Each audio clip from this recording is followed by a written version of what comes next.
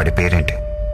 నీ ప్రాణం పోయే టైంలో కూడా నా ప్రాణం పోకుండా కరెక్ట్గా షూట్ చేశావంటే అది ఏ హాస్పిటల్ ఎవరితో చేయిస్తున్నానని తెలుసుకోవడానికే కదా. ఒక జీవిని మరో జీవి చంపడం తప్పు కాదు, అదే నేచర్. అందుకే దేవుడు ఒక జీవికి ఆహారంగా ఇంకో జీవిని సృష్టించాడు.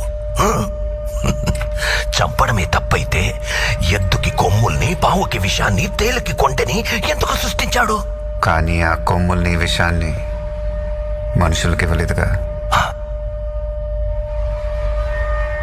మెదడు, మనిషికి మెదడుంది కదా. బలవంతుడే బతకగలడు. బలహీనులందరూ కలిసి వాళ్ళని వాళ్ళు కాపాడుకోవడానికి చేసుకున్నదే చట్టం. జింకని చంపితే శిక్ష, మేకని చంపితే శిక్ష లేదు. జింకలు తక్కువగా ఉన్నాయి, మేకలు ఎక్కువగా ఉన్నాయి. ఎక్కువగా ఉండడం మేకల తప్ప? ఈ భూమి మీద మేకల కంటే ఎక్కువగా మనుషులున్నారు. వాళ్ళని చంపితే తప్పేంటే?